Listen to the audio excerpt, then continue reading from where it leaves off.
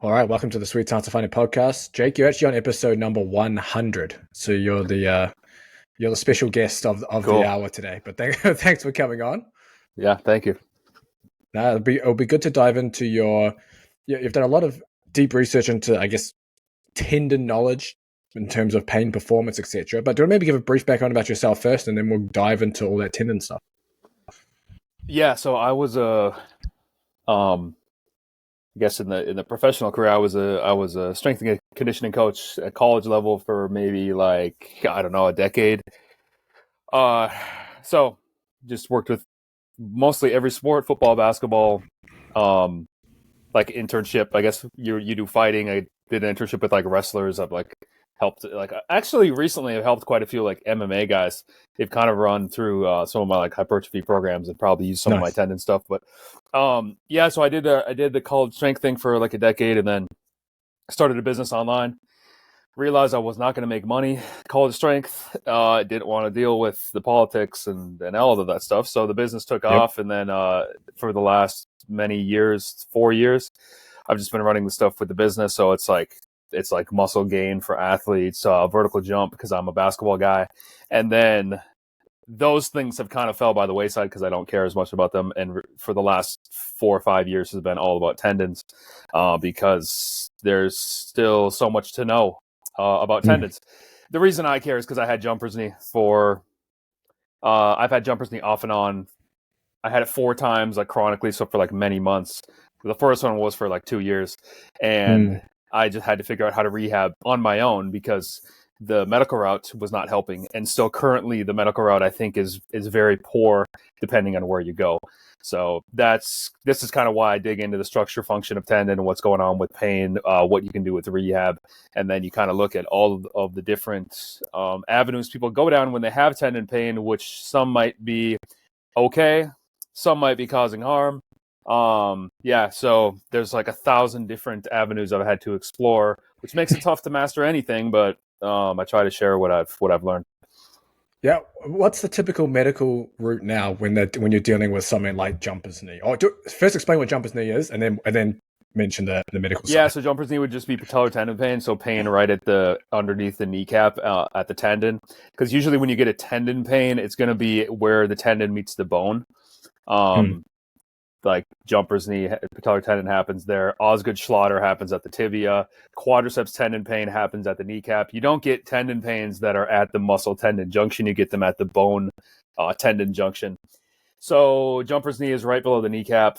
It's usually just from overload, doing a lot of jumping, landing, explosive things. Because when you do something explosive, that's what really pulls on the tendon a lot.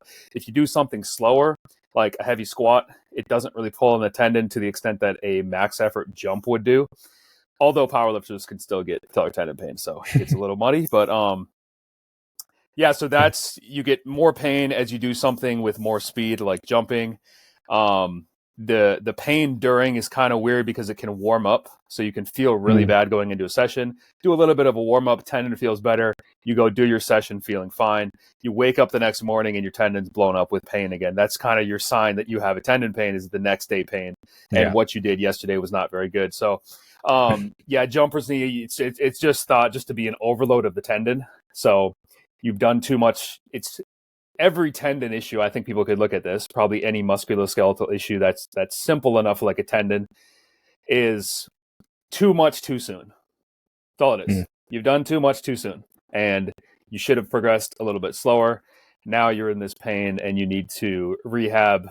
When you do start going back, you need to be smarter. Do not do too much too soon, because you see people with tendons, like, people do some crazy things with like running hundreds of miles per week or lifting crazy amounts of weight, jumping 50 inches and doing it week after week.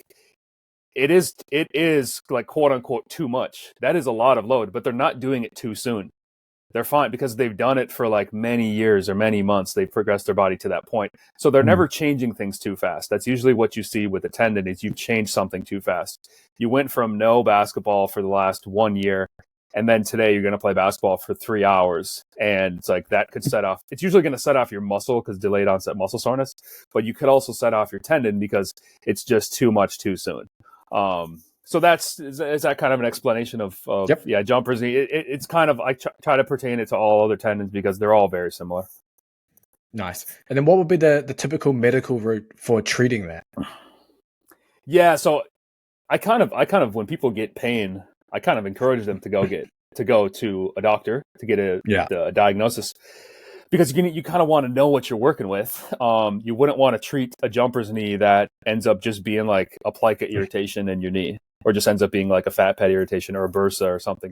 You don't want to treat something when you don't know that's the cause. So everyone thinks they have patellar tendon pain or patellar tendonitis, they'll say, which should be tendinopathy. And it's like, if you don't have that, I don't think your rehab is going to be that good. So I encourage people to go to the doctor and see what the diagnosis is.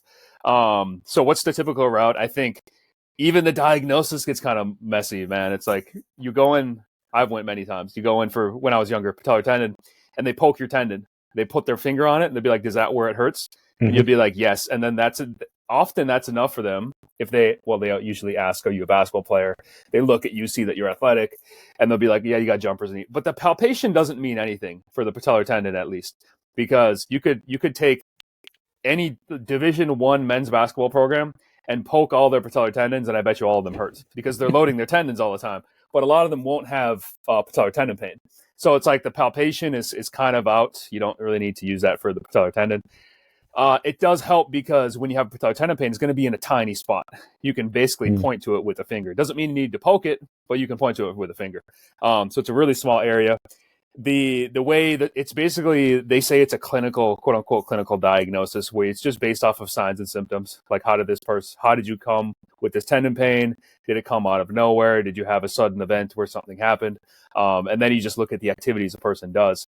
And then I think what they'll do, so we finish with the diagnosis once they confirm that, is I think they'll usually give you, well, I can't speak, like there's so many, it varies so much. Like some places you go, they give you a PRP right away. They give you a PRP injection, which does not have good evidence for the patellar tendon.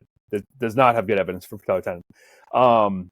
And I think what they should do is PT, send someone to PT, like the wait and see approach. Let's see if this resolved itself, give you like 3 months.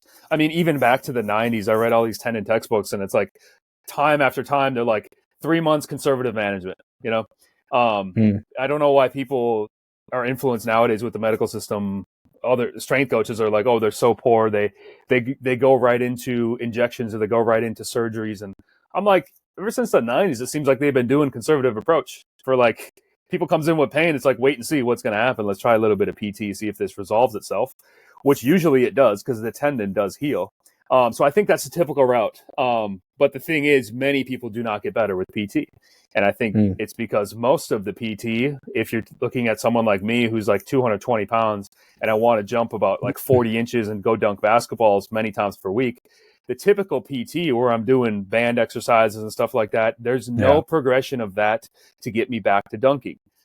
That PT, the light loaded PT stuff, is going to be great and make me feel good. Obviously, I'm going to feel good. I'm not loading my tendon, but it doesn't help me prepare back to play basketball. So it's like, I think a lot of that stuff will help you feel good because you're not really stressing it. You're getting some activity in the area, but you're not really stressing it. You're not progressing it to get back to sport. And that's where you would get like failed rehab. Someone just doesn't get better. And then it's like, okay, let's start injecting it. Let's start doing different modalities to the tendon. And it's like, I think in a lot of the cases, you could have just done more aggressive rehab. And pain is tough. But I think in many cases, I think you just got to look at the rehab and be like, the rehab usually has obvious flaws. So do better rehab, be patient, and the tendon pain, for the most part, should get better. Do you want to maybe dive into some of the fallacies of taking complete rest when you have tendon pain? Yeah, so like there's a lot of cool animal studies.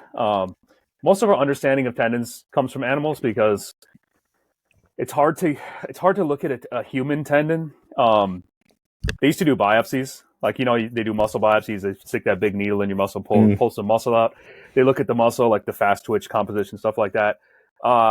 They do muscle biopsies still all the time. They do tendon biopsies, and a person's wrecked for like months, maybe years.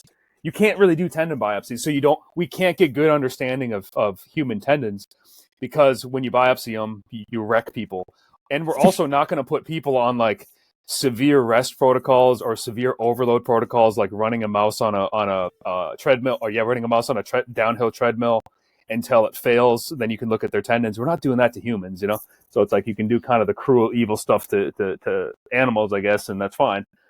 But when you talk about rest, so it's fascinating that you have like a normal tendon with normal activity level. You just go on about your life. And then you have one extreme overload of you doing way too much, way too soon, and you've just cooked your tendon. And your tendon is like in such a bad shape. You could image it with ultrasound or look at the histology, and like the tendon is just going to look terrible. The cells and the collagen, it's all just a big mess because you've done way too much. You've just wrecked your tendon from overload. Yeah, just from overload, overuse. That's on one end of the spectrum. On the other end, you could just rest your tendon, like immobilize, do bed rest, do nothing at all, and your tendon's going to look pretty similar to the overload. You know, so it's like if you want to invoke tendinopathy, or you want to invoke all of these, like, I guess, tendinosis, bad changes, degenerative changes to the tendon. If you want to invoke those in your tendon, just bed rest, just completely bed rest. It's the worst thing. Well, obviously, overload is. They're both the worst thing for your tendon. Now, I think the thing is, people will say, when I say rest, I mean like that means like complete immobilization. That means like you're putting your foot, if you're talking Achilles, you're putting your foot in a boot and you're on crutches. You're not putting any load on the Achilles. Because if you put your foot in a boot and you still walk on the boot, because some people will do that, you still actually stress your Achilles. So that's not complete bed rest. So when I talk about complete rest, that is, you're not loading the thing at all. You're not really taking it even through ranges of the motion, but you're not giving it any load. So that's complete rest. So when someone does get a tendon pain and it's like they want to rest for a bit, I think they're not going to completely rest like that. They're still going to go about their life, probably walk around, go do laundry, do dishes, like load their tendons a little bit. So you're not getting that severe disuse of the tendon. The thing that's happening though is when you have tendon pain, like let's say you have patellar tendon pain on your right leg, everything you do, you're going to be shielding your right leg. You're not going to be loading your right leg because of the pain. So you have to get on some form of rehab to actually get your brain, because your brain doesn't want to load the side of pain, to get your brain comfortable loading that side again. And it's just this idea of shielding. So you've shielded that whole side from load. But if you look actually at the tendon, you'd have little pockets of like degeneration or fascicles that are more overloaded than other ones. So you have, I guess, systemic shielding with you're shielding the whole leg, but you also have local shielding because your tendon itself is not going to want to load those areas that are damaged. And I think those could also go all the way up to the muscle, and you might actually see muscle changes, like the muscles loading in a certain way to avoid loading certain fascicles within your tendon or certain areas within your tendon. So you kind of want to get rid of the systemic shielding by getting on rehab to strengthen the leg, get the brain comfortable loading that again. And then you could do stuff like isometrics or slow, heavy strength to try to get rid of the local stress shielding. Because like just getting, the tendon just like, it usually just gets pulled and relaxes. But if you do an isometric, you can pull, or you do slow, heavy strength, you can pull on the whole thing slowly and the molecules separate, and you could actually get some load through the degeneration, through the bad areas that are unhealthy. So it's all part of a good rehab program, though. You know, someone gets in tendon pain, patellar Achilles, like you're going to get on some form of isometrics or slow, heavy strength to get your brain comfortable loading, to get those pockets of unloaded areas loaded again. It's just you don't want to completely rest, and most people are not completely resting. Still walking around doing things loaded in the tendon. It's just that, do you want to get this thing better? Do you want to really like address all of the deficits, the clear deficits you have, then just start rehabbing? Don't completely rest. I hope you're enjoying the chat so far. Before we get back to that, I just want to let you know that Sweet Science of Fighting is more than just a podcast. We have a full training app with strength conditioning programs for strikers, grapplers, and MMA athletes, so you don't have to think about what you're doing, and you're getting access to the latest scientific methods to improve combat sports performance. We have programs specifically for judo, for jiu-jitsu, for wrestling, MMA, boxing, Muay Thai is coming soon. All these things are going to be in the training app. We also have a private community where some of the coaches that have been on the podcast are in there to help you with any training questions and any performance questions you have. For example, Andrew Usher and Casper DeWitt. We also have some online courses within the training app. They cover strength, conditioning, mental skills, and weight cutting. And finally, we now have Ryan Villalobos in the community, a second degree Jiu-Jitsu black belt, who is there to break down any of your grappling matches that you want seen to by a second eye. He's currently breaking down videos on a separate Sweet Science of Fighting YouTube channel, and he will break down your video within the community. So if you have a match or a roll that you just recorded, you can upload that in there and Ryan will break that down for you. So what are you waiting for?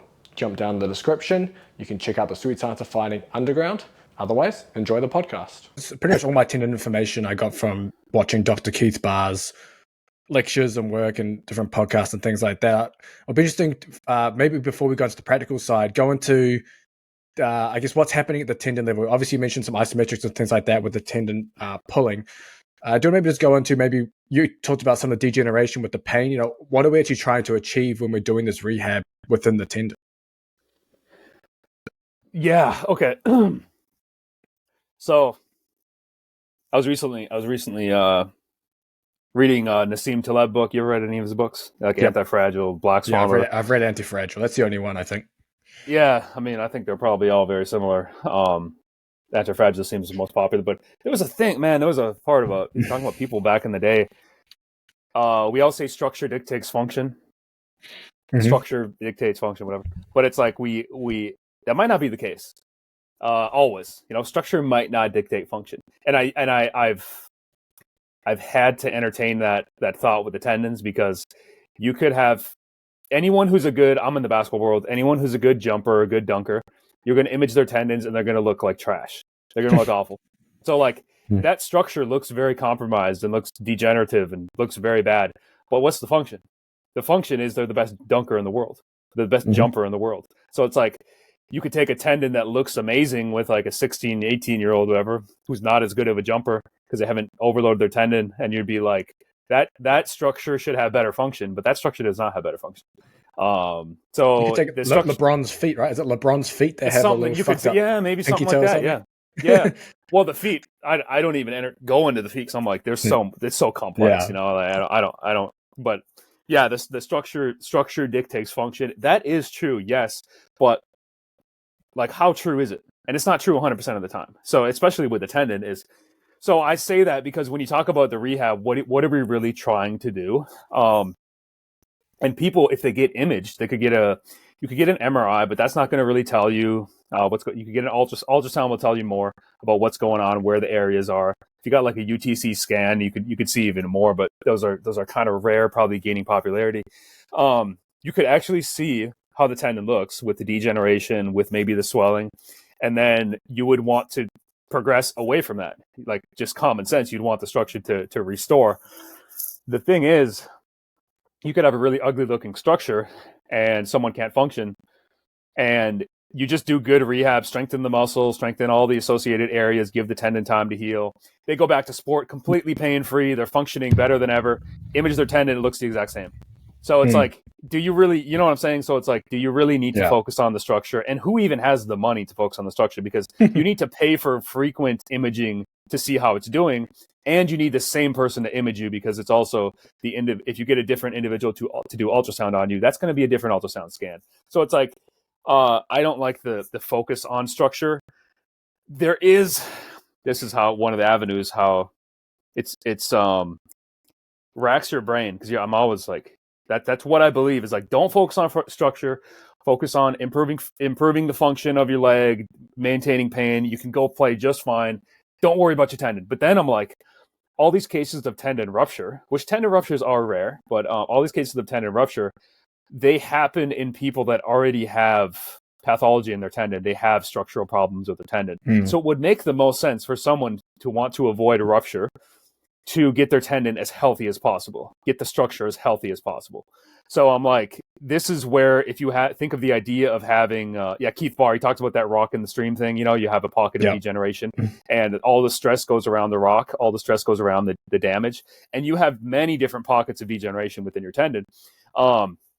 his idea with the isometrics is you hold an isometric that's like a heavy enough load. The tendon gets longer and longer. It creeps. The tendon creeps. The molecules move apart. The strong areas get weaker, so they can't really handle that load anymore. So then the weak ones have to get stimulated. So it's like that 30 to 45 second long isometric.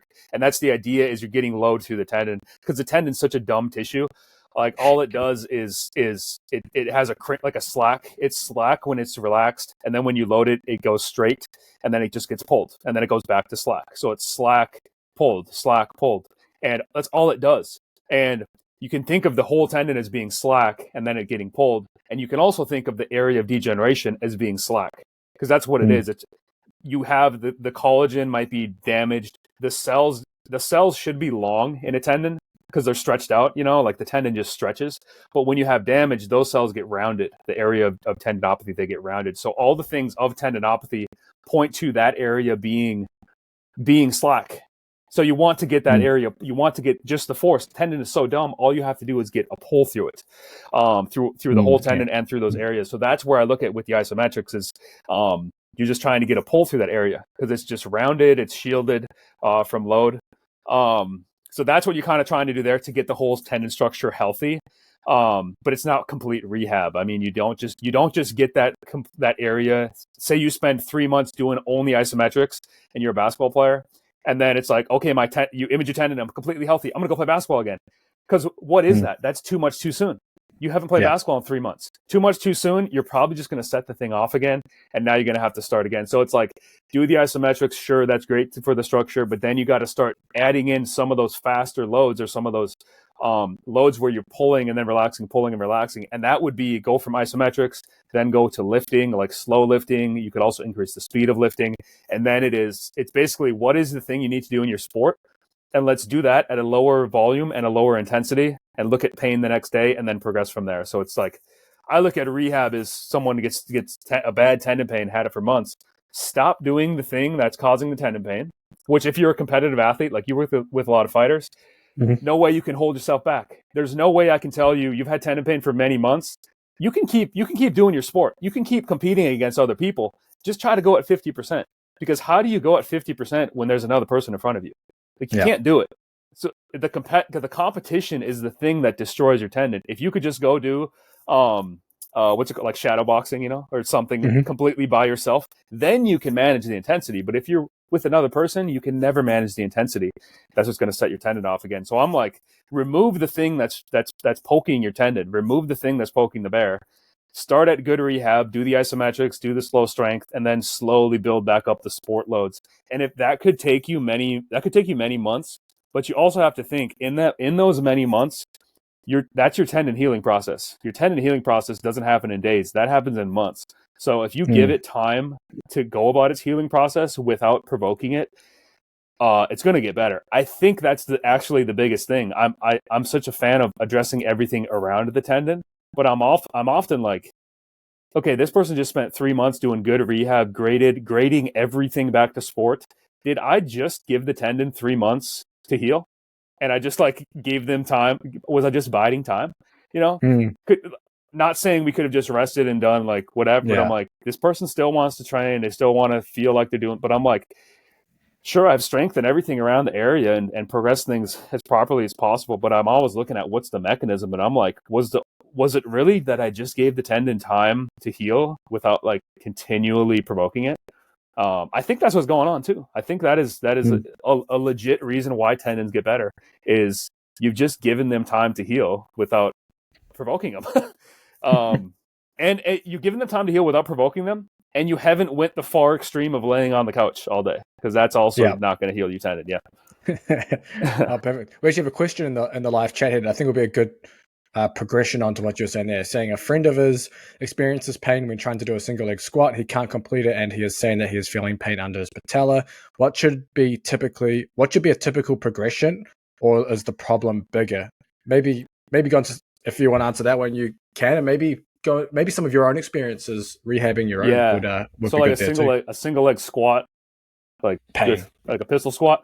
That's what I'm thinking. I'm assuming something like that. Yeah. And if it's under the patella, so I'm like, if that is a patellar tendon, because like we were talking off air of like, it could be like patellofemoral pain. Patellofemoral pain is going to be behind the kneecap and around the kneecap.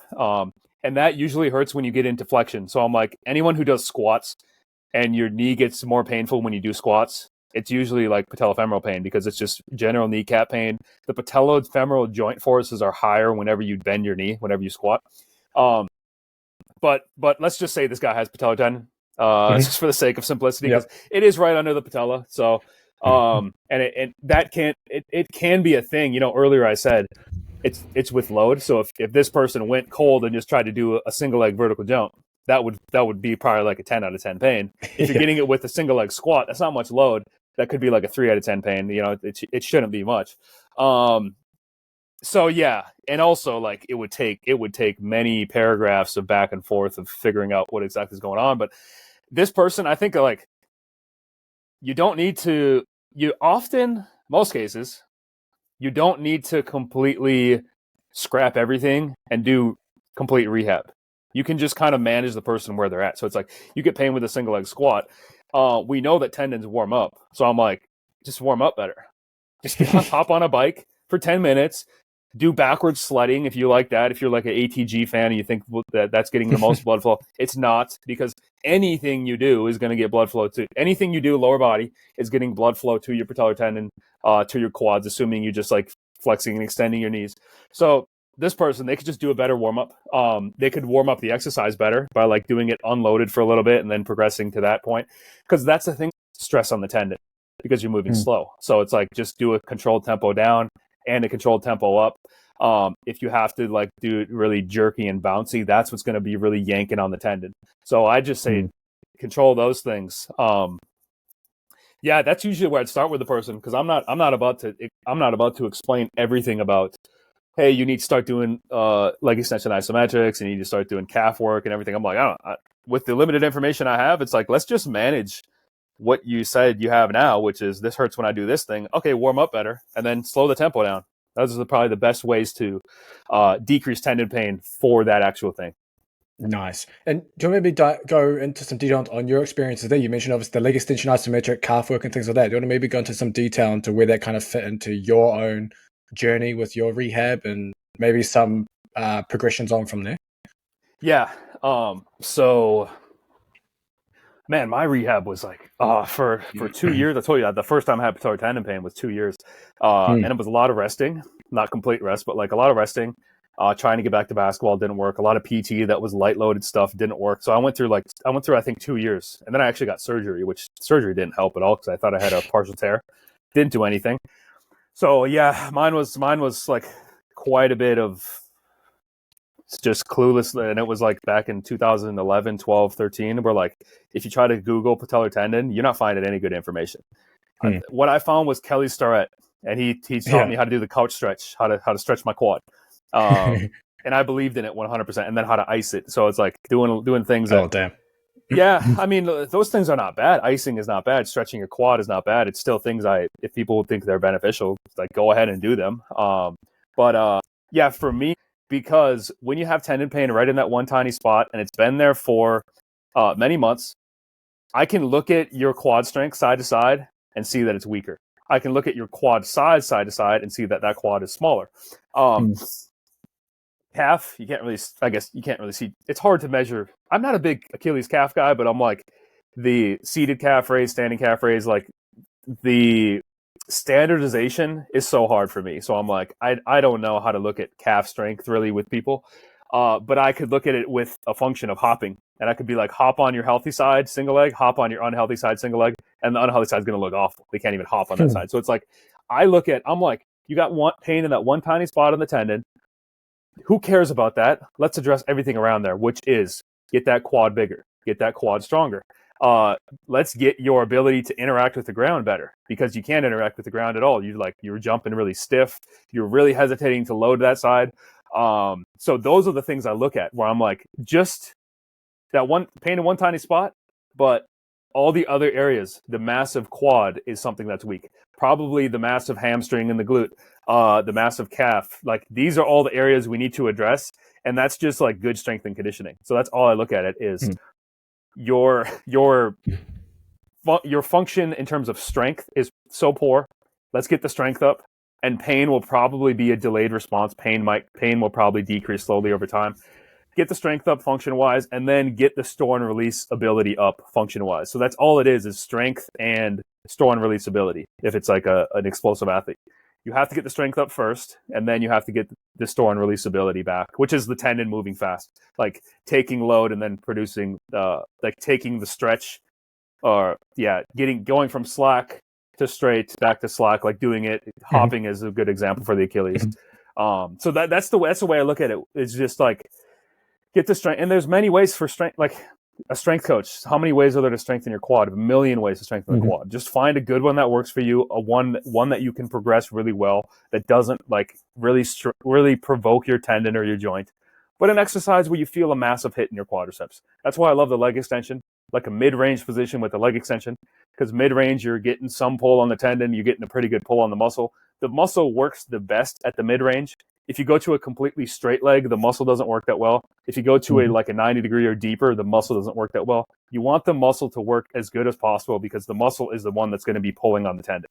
And you want the more slack tendon to get pulled out to get healthy again. So I'm like, the leg extension is a great thing for the quads. And then it's like a lot more, it's single leg too, a lot of single leg stuff. So it's like split squats are amazing. I still love squats and hip hinges, but I'm like, you kind of always need to keep in mind that you need to strengthen side to side, because your brain, I heard this recently, tendon pains are good cheaters. That's like, we're the best cheaters in the world. I can go squat 500 pounds with really bad tendon pain, and it's like, do I even know if I'm loading that quad or that side? I could just be loading the other side. So it's like, when you train one side at a time, you can't cheat, or you can't cheat as much. You actually still can cheat, but you can't cheat as much. So those are the kind of the ways I look at the patellar tendon. For me was, I was so detrained, and I'm like, I just need to address strength. That's all I need to do. Address the obvious strength deficits, which size will come with strength, and then address the obvious store and release abilities. And if I had done that and it had taken me many months, let the tendon heal, I know I would have been back like so quickly. It's just that in 2012, there was no information like that. I couldn't find it. Yeah. Fair enough. We actually have a follow-up question to the previous one. He's saying he was talking about pistol squats, but he's also asking, can knee problems be connected with bad ankle mobility, because his barbell squats are completely fine without any pain? Yeah, I would think that's more a bilateral versus unilateral thing. If you got less pain with a bilateral squat and more pain with unilateral, I'm like, you're probably just loading the healthy side more on a barbell squat. Now, could it be connected to ankle things? I think so. I think like they've looked at, there's some research on like ankle dorsiflexion, like limitation in ankle dorsiflexion being associated with patellar tendon pain. But then I'm like, okay, I've worked basketball for many years, and the most explosive, best basketball players, they often have the stiffest ankles. And stiff like in a good way, how like their foot hits the ground, and their Achilles is so stiff they get up right away. But if you make them do like ankle dorsiflexion test, they're going to have tighter ankle. And then like 10% of them have jumper's knee, because like you don't get in a basketball, maybe not 10%, but like not everyone gets jumper's knee in the basketball world. So I'm not a fan of like looking into the minute biomechanics of like, oh, your patellar tendon hurts, it's because your ankle is stiff. I'm like, okay, if you're 25 years old and your patellar tendon just started hurting, and you've had stiff ankles your whole life, then why didn't it hurt the other 25 years? We should start looking at it that way. Like, why did it just come about now? Like, you've always had these biomechanics. Maybe the biomechanics changed. The way you move changed a little bit because of the pain, because pain will make you change how you move. So it's like, if we just remove the pain, maybe that restores. So yeah, it might be related. The ankle thing might be related, but I also think, who is actually changing ankle dorsiflexion in any meaningful way? That's such a hard area. That's such a hard area to mobilize, to get to stretch, and it's always involved with the Achilles. So I'm like, I don't think you'd want that area to actually change. I'm more a fan of like, whatever you got going on at the ankle, unless the things are stiff and locked up. I think you go do some specific footwork, see like a foot person. Like Gary Ward is a big foot guy. I think he knows the foot really well, how to get the arches to move and the bones to move and everything. That's something people should look into if they think they got ankle problems. But if you're all about like putting a band on and stretching it into as far as you can, dorsiflexion, I don't think that's doing anything. And I don't think it's really associated with jumper Z. It's not something I address with jumper Z. I address everything else. And I've had a fair amount of success getting people better without cranking their ankle into more dorsiflexion. Where does, say, pure eccentric training fit into this, or does that at all? I remember, I think it must be my teenage years when I was at the physio for various knee stuff, and the first thing they'll do if you had knee pain, you would do on a slant board a single leg quarter squat, eccentric 4 seconds down until you hit pain or until 90-degree knee angle, and then 2 legs back up, and that would be your 3 sets of 10 every day. That would be the prescription for the knee pain. So I'd love to know your thoughts on that and where eccentric, or if eccentric kind of fits into this model. Yeah, well, first of all, that is a great way to hate your rehab, because who wants to do that every single day? There was actually, it was a 24-week study, Stefan Breda, I think, Brito, however you say it, where they did the 4-stage process of isometrics, slow, heavy strength, back into store and release, back into sport. They took that and they compared it to people just doing what you just said of that single leg decline squat. And I think it was 24 weeks. And I'm like, those people seriously did that exercise for 24 weeks. They did that one thing. I don't know if they went down with 1 and up with 2. I think they went down with 2. I think that's all they did. Or down with 1 and then up with 1. But and they added like a backpack. But like, it's so monotonous and it only addresses like the quads a little bit. It's not even a good quad exercise. No, there's even a recent study. They did a recent study on the patellar tendon loading index. I don't know if you saw that. They did one back in the day on the Achilles tendon loading index, where they look at, and it's their way of doing it, so it's not going to completely represent what happens in a human being when you're moving, because you can only really figure things out in like a 2D manner or a really specific like laboratory manner. But the Achilles tendon loading index. So basically, they said a low loading index doesn't stress the Achilles much, but a high loading index stresses it a lot. And it was just common sense. Like at the bottom tier of the low stuff was like a double leg calf raise, a step up or something. That as it gets higher and higher, it's like now you're hopping, now you're doing things faster. You're just doing something faster with the Achilles. Just made a whole lot of sense. They did the same recently, like in the last few months with the patellar tendon, and it was the same thing. You look at the low level stuff. It might be like walking, or it might be like a really light quad exercise. As you get heavier with the quads, it's going to be higher. And actually, the very top exercise, the one that was the highest patellar tendon loading index, was the single leg decline squat, the one you just said. Okay. Which I'm looking at, I'm like, the highest patellar tendon loading index, so it's like the most stressful on the patellar tendon itself. And I'm like, that. So what that tells me is that is a great way to aggravate the patellar tendon. An amazing way to aggravate the patellar tendon. And I actually use it in rehab as like a load provocation test to see how your rehab is going. So every single day you just stand on that thing and you do 1 rep. Just do it like 1 rep single leg squat, and you see how your tendon feels. And it can kind of tell you if what you did yesterday was good or bad. I'm more a fan of next morning pain. Someone wakes up in the morning, you're just going to know how your tendon feels. You don't need to do the single leg decline squat, which is actually a thing that's going to provoke pain again. It's going to provoke your knee again. Some people find benefit out of it. Some people don't. So I'm not a fan of that exercise. Not a good way to strengthen your quad, and a great way to aggravate your patellar tendon. So I'm like, are you just aggravating it again and again and again? Now, I think it's a different way of looking at pain. How I think they're looking at it, we want to keep poking into pain, and maybe for some reason it desensitizes you to the pain. I don't know. I don't really know what's going on, but so I think, why did eccentrics become so popular? I think that was actually the old Achilles research. How I think the story went, the Alfredson guy did. I could have the story kind of wrong, so yeah, someone can look into this. But he had Achilles pain. He wanted to get surgery. They weren't going to do surgery, so he's like, well, screw you guys. I'm just going to go tear my Achilles. So he went and he started doing super heavy, like many times per day calf raises, thinking he's going to tear his Achilles. And I think eccentrics were involved in that. And he never tore his Achilles, and his Achilles got better. So that's how he found out how loading was good for his Achilles. I think there was some like slow, heavy eccentrics, some type of stuff like that. And then I think the eccentric stuff, I don't know why it carried over to all tendons, how people, I mean, not currently, isometrics are big on tendons now, but yeah, it was probably before Keith Barr, how like everyone was still on about eccentrics. And it's like, let's just go back to how stupid a tendon is. All it does is get pulled and then go back to slack. It gets pulled, go back to slack. It doesn't know if you're doing an eccentric or concentric, or I guess an isometric. The thing probably with eccentrics was that you can always load an eccentric heavier. And they were probably thinking like a tendon is more resistant to stretch than a muscle. So you have to get the muscle as high load as possible, and you can get that better with an eccentric. I think the thing is, if you're doing that exercise you said, and you're trying to load it heavy, you're just going to be provoking your knee pain every rep. And again, it's a different paradigm, way of looking at things. It can work. There's definitely been people that type of thing has worked for, but I've had so many people where that has not worked. And I'm just like, it's just dumb. Just don't do it. There's way better ways to do it without having to poke into pain over and over. So I think that's kind of where eccentrics came from. And I'm like, I don't care. You don't need to do eccentrics for tendon pain.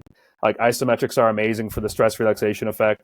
And then when you get into start doing heavy strength training, just do normal heavy strength training. Like control the tempo down, control the tempo up, don't bounce out of the bottom if you have bad tendon pain.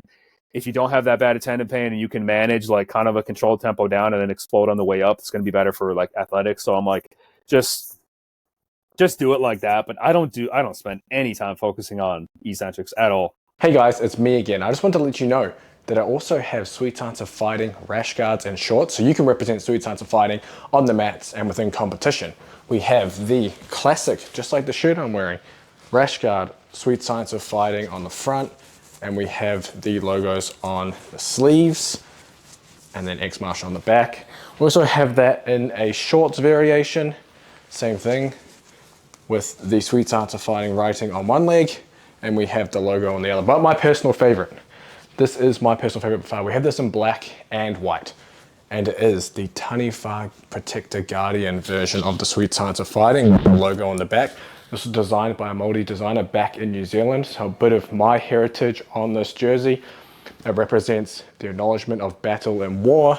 It also represents strength and stability, and also has the New Zealand silver fin. But even if you're not a Kiwi, cop this. This is an awesome design. It is a custom made design. You will not find it anywhere else. So check that. That'll also be down in the description with a discount code. But back to the podcast. Regarding supplementation, obviously Keith Barr's popular for pushing the collagen, vitamin C before, say, jumping rope. Have you played around with that at all? Yeah, I've done it like off and on. It's just always like you get down to the very small level of collagen, which is like you can't even image collagen. The closest thing you can image, I think, is a fibril, which is like way smaller than even a human hair within a tendon. And it's like, now we're talking about the very small level collagen, like what's happening there. And I'm like, I don't know. I think a lot of it's placebo. Someone takes collagen, I feel my tendons feel way better. It's like, great. But this is the thing, like if you want to start explaining the reason why you feel better, you're probably going to be wrong. There's not going to be any support for that. If you're going to be like, oh, it's because my tendons remodeled and XYZ with collagen. I don't know if that's happening. And also, like, your collagen isn't producing pain. Your collagen can't produce pain. Collagen is just a protein. It's like a dead protein structure. The cells are what produce the pain in your tendon. And the cells are all around your collagen. So it's like this interplay back and forth with collagen and cells. I think it's good because if you look at when you load your tendon, you're always damaging some of the tendon, and then it's your body coming back to repair the tendon. So it's collagen degradation and collagen synthesis. And if you have too much collagen degradation and not enough synthesis, your tendon is just going to get worse and worse over time. It's going to get weaker and weaker because you're degrading all of the structure, the scaffolding within, which is the collagen. And I think you'll see issues if people have low protein diets, just protein in general, just very low protein diets. If you're like a 250 pound male, and I'm going to use pounds. I don't know if people probably use, whatever. Pounds works. Yeah. Like 250 pound male, and you're doing like really demanding sport and you're eating 100 grams of protein per day. I'm like, well, first of all, you're probably going to run into issues in other musculoskeletal structures, but I'm like, it's definitely not good for your tendon. You want to keep providing it. And all it is the amino acids. So it's proline and glycine. And I think there's it's like 5 of them or something like that. Yeah. Which are more abundant in your tendon than you would get in your muscle. Your muscle does have collagen, but it's not like the extent of a tendon, because the tendon's like, that's all of it. So that's the thing with collagen protein, is it's easy to get those amino acids. Versus if you eat muscle meat, or you have milk protein or dairy, like it's hard to get those type of amino acids that are seen in your tendon. So it's usually dirt cheap too, for the most part. So if someone is like having tendon pain and they're concerned with it, I'm just like, just take collagen, just do it. And vitamin C, just make sure you're like getting enough vitamin C in your diet, which like, that's one thing too. Like you could probably be like at wintertime, if you're not eating oranges or something because you're not in season for like many months, I don't think you're going to see a vitamin C deficiency for like quite a while if you kind of cut it out. And I think our body produces some vitamin C of its own as well, I think, at least. So if people want to do it, they could go ahead, take the collagen, take the vitamin C pre-training. I think it's like 30, 45 minutes before they do any type of loading. Because the idea why you do it before is because a tendon is a low blood flow structure. Just cut. If someone was to cut open their leg, the muscle is going to be all red, gets a bunch of blood flow, oxygen. The tendon is going to be white, not much blood flow, not much oxygen. But so then you'd think, I take collagen, how is it going to go to my tendon? That's what exercise does. If you exercise, you increase blood flow to the tendon. It's like the only time you get increased blood flow to your tendon is from exercise. So that's why you take it before, like 30, 45 minutes before. It's in your bloodstream. Now you're stressing your Achilles or patellar. And the idea is it could actually get incorporated into there. I don't know how true that is, that if that actually works. Because I'm like, if you've heard of fibrosis, like you just get too much collagen laid down. The body's smarter than us just thinking we can just pack in more collagen. Because I think when you have tendon pain, it's actually you have so much damaged collagen in there that needs to be cleaned out. So for you to keep adding in more collagen, not that you're even going to do that, but it's like that idea that you have, I need to add more collagen. I'm like, I think you need to just let it clean up the damage. And this is again the healing process of a tendon. It's going to take many weeks, many months to clean up all that damage and get to a normal state. So it's like, I don't think you're accelerating it by taking collagen and vitamin C. Maybe placebo-wise, it's doing that. But if you're seeing like a pain decrease effect from collagen and vitamin C, I think you're wrong. You're not seeing that from those type of things. You're getting placeboed, or it's some other thing that's decreasing pain, which is probably, this is the thing when someone gets in pain, they never do one thing. They always throw the kitchen sink at it. So they're like, oh, once I started taking collagen, my tendons felt amazing. And I'm like, well, what were the other 50 things that you started changing in your life that probably led to your tendon feeling better? Probably wasn't the collagen. But again, I'm just like, if people struggle getting enough protein, which many people do, collagen is an easy way to get it, dirt cheap. And if you want to go the route of like, quote unquote, optimizing everything, then take it pre-training, 30, 45 minutes, 10 to 20 grams of collagen. Easy enough, doesn't taste too bad. Put it in your coffee or something. And I'm like, you're checking the box, at least. You're checking the box of having enough amino acids for you to have collagen synthesis. Nice. So for you now, how are you managing, I guess, staying pain-free after rehab? Is there something that, obviously you talked about obviously not doing too much too soon, but are you still doing a lot of some of these isometrics and slower lifting in your training just to kind of potentially keep your tendons healthy while you're doing all your other stuff? No, not because I tore my lat tendon last spring. I saw that actually. Yeah, I was Dude, that looked devastated. Yeah, it's like there's not many cases of that. So, I've went through probably like I've had like it's in the armpit. I got an incision in the armpit, so it's been like getting infected off and on. Oh, so dude. I went back for many surgeries. So I haven't dunked or I haven't jumped in like 10 months now, which is crazy. I mean, when I'm healthy, I'm going to start again. But yeah, so I can't speak for that. But even before that, when people they go through good rehab, get their patellar tendon healthy, I'm like, all you really need is to stay strong. All you got to do, stay strong with the weight room stuff, which is like split squats are amazing because it's single leg, side to side. Stay crazy strong with split squats, with squats, with deadlifts. That's just making sure your muscles are going to be able to take loads that your tendon doesn't have to now. Because if you think when you're jumping and landing, your muscle has the ability to like quote unquote absorb some of that, which like eccentrically take what's going on there. If your muscle can't do that, I think more of that goes to your tendon. So it's like, if your muscle sucks, your tendon's just going to be exposed to more stress. It's probably going to have more damage. So just stay super strong with your lifting exercises. That's just what I recommend for people post good patellar tendon rehab. And then you can use isometrics if you want, like whenever you want. They're a good warm up. If you're really sore the day after doing something explosive, isometrics can be a way to like decrease pain. But if you don't like them, if you just want to stay strong weight room stuff, go ahead, do that. Otherwise, it's just being smart. And I think all of this stuff I release on patellar tendon, like with my books or with the things I post, I'm like consistently reminding people of like, you want to keep getting load through the thing with whether isometrics, with strength, but it's just like, stop poking the bear by doing way too much, like too much too soon, avoid that. And I think that little piece of information for people, post good rehab of patellar tendon and they feel amazing and it starts to flare up again, is like, I think most of them will know too much too soon. They just did too much too soon. And they can look back at their training and be like, I did too much too soon. Let's let my tendon heal for a few days. I don't need to scrap everything and panic and go back to square one, because that's just not the case.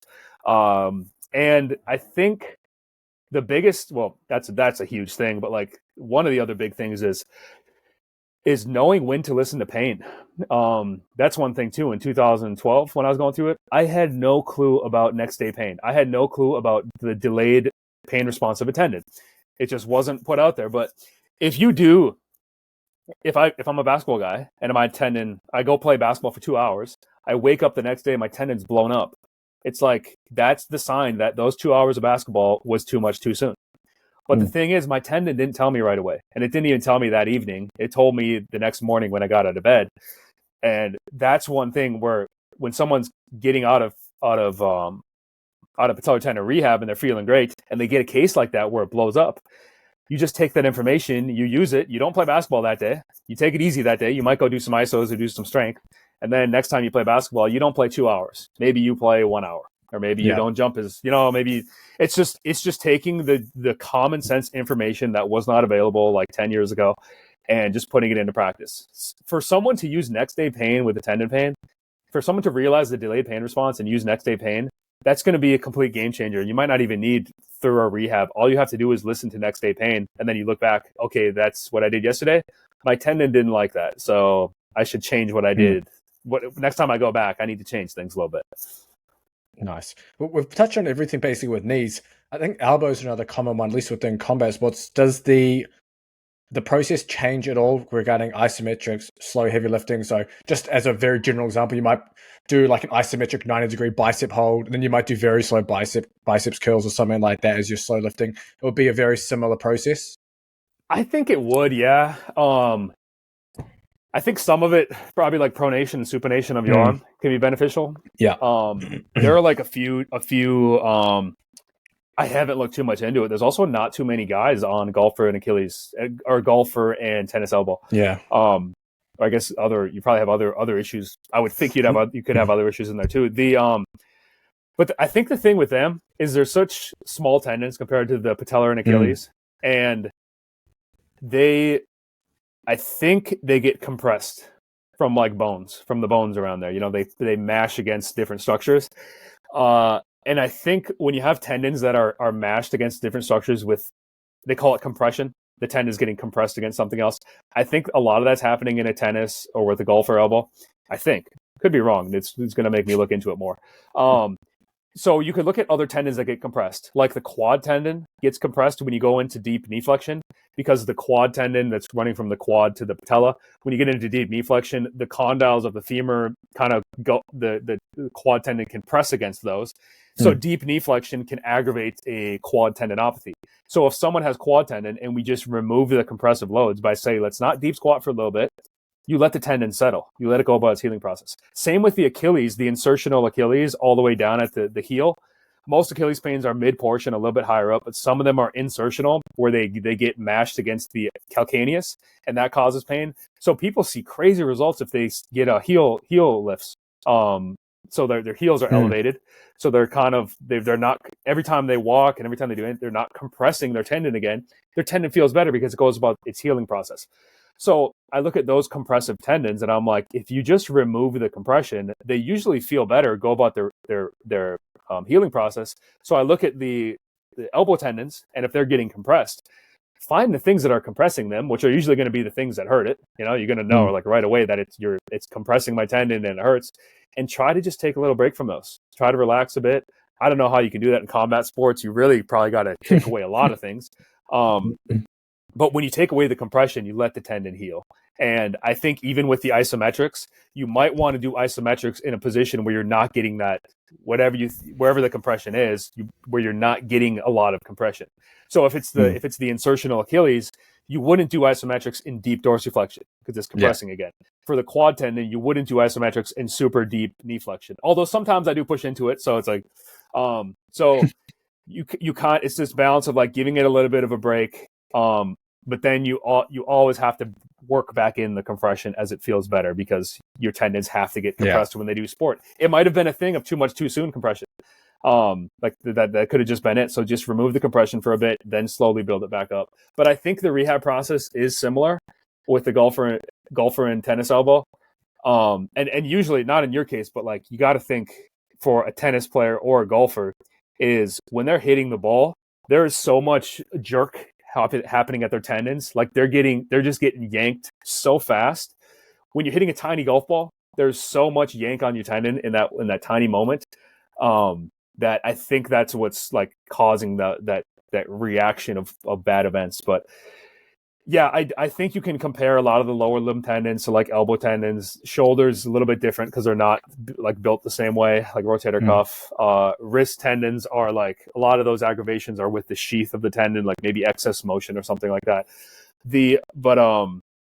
Yeah, I think you can compare a lot of those things, and it's just listening to pain always, next day pain. Like someone has those elbow issues and it's just actually next day pain. It's probably going to be night of pain with those things because it's hard to sleep sometimes, like my case, I can only really pull from my case because like I had it when I was powerlifting. I had it from back squats and bench press. My elbows would hurt, like the inner elbow. Yep. Is that the tennis or the golfer? I don't even know which one that is. I think that's. Oh, dude, I can't remember now. I think it's. I had the same issue. Yeah. So like, but my fix, like, because I remember it hurt so bad I would wake up at night with pain. And I was trying to just get that thing massaged out, trying to do whatever I could, trying to change my grip, trying to not squeeze the barbell like down into my back, but just relax. And I'm doing back squats, but like nothing really. The only thing that helped was me stopping powerlifting. It's the only thing that helped. So I just got rid of all the compression. I got rid of the compression of a heavy back squat on my elbow tendons and a heavy bench press with a pause at the bottom. I just took those away. My tendon went about its healing process. I've never dealt with them again. Nice. No, I love the holistic approach here, Jake. Coming to an hour now. Where can people find you and follow you and keep learning from you? Yeah, so pretty much all over. Jake Tuura, last name Tuura. Instagram, Twitter, YouTube. Yeah, a lot of my stuff is patellar tendon because that's the one I dealt with the most, the one I care about. A little bit dabbling into the Achilles, and then like kind of as we said, I think all tendons are the same. There are definitely dissimilarities, but the concepts of rehab for the patellar Achilles, like they're going to work for all the other tendons. And I guess if they've listened this far in the show, they're just going to hear that it's common sense. It's just common sense stuff that they've probably known all along. They just haven't been like applying. Sometimes people just need a reminder, someone else. It is. And it's the hardest thing is rehabbing on your own and thinking that you're making logical decisions. Sometimes you just need someone else you just need to tell your story to someone else who's like kind of qualified, and they can pick out the obvious thing, which is like I do, not to plug too many, but I do like phone consultations like most of the weekdays, and people call in, they've had they've went through good rehab for like a long time, and they're wondering why things are still messed up. And usually there's an obvious thing they're missing. Like there's a huge elephant in the room, and it's just so hard for you to pick it out for yourself. So that we get on a call, I find it within like 10 minutes usually, and it's like, oh, that's what you haven't been doing. And they're like, how could I miss that? It's like, yeah, it's the hardest thing to be objective and critical of yourself. Usually helps just to have someone else to look at what you're doing. I love it. So if you're having any issues, anyone, make sure you get in touch with Jake. I'll link all the stuff in the description too when this gets released as well. But thanks for coming on. Really appreciate it. Perfect. Thank you.